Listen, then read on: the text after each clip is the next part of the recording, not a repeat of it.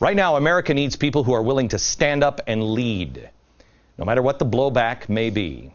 We have only 5 shows after this, and I am picking very carefully what I do on these 5 shows. I want to introduce you to a man tonight that I think will make a difference. He already has made a difference. You may not know much about him.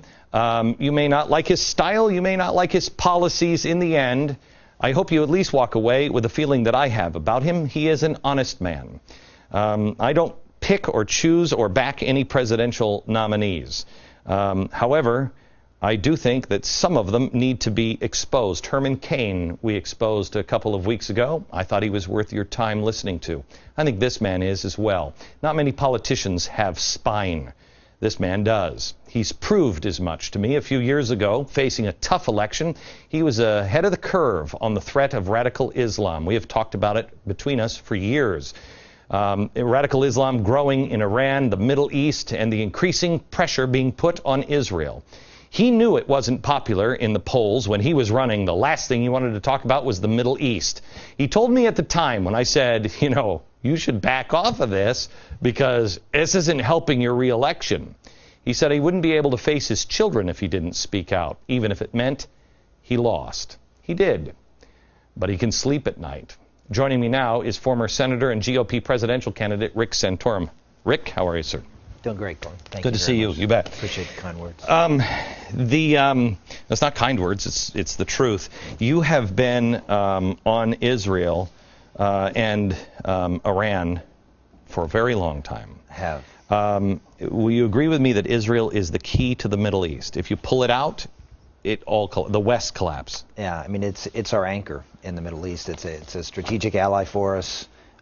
It's also essential for the Jewish people. I mean, we can't ignore the history of the Jewish people and understand the significance to the world of having a Jewish homeland. So it is a strategic ally for us. It is, as you mentioned, the stopper in the Middle East, but it's also a very important humanitarian place. Also. I'm going over to Poland in a couple of weeks on something that's a venture that I'm doing, and I'm not going to do a special on Auschwitz per se. I'm visiting Auschwitz, but I'm talking about the town, which is just a few miles outside of the gate.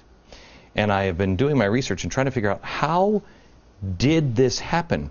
Poland, I didn't know this when I first started doing my research, Poland rose up, a lot of Poles rose up to try to help the Jews. But they had nothing left. They had no arms. The Jews couldn't defend themselves. They had no state. They had nothing. We're at least at this point, we have a Jewish state that can defend themselves, but the world says they shouldn't. Well, I mean, the whole key to all of this is that the people that are opposing the Israeli state in the Middle East have never recognized the existence of the state of Israel.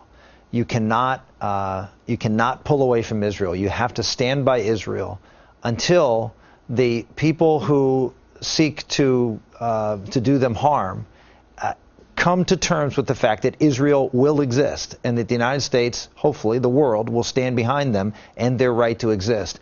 As long as the Palestinian Authority, as long as the others in the Middle East refuse to accept Israel's right to be there, then there can be no peace. And we should not force Israel into any negotiation until that condition is met. Do you think America has enough courage to turn the tide on Israel? If we had a strong leader who had the respect of the world, yes, the answer is, because we've done it in the past. Leaders throughout the course of the time the state of Israel has been in place have stood strongly with them, and as a result, Israel has had a modicum of stability and success. We see now is a president who is backing away, who is, as you've talked about here, very much an internationalist, someone who sees his role as almost transcending the presidency. Yeah. And sees his role as to work with the international community to their ends, not to the ends of the national security interest of our country, not to the ends of supporting allies who are strategic for us, but to the ends of some greater goal than the goals here in the United States.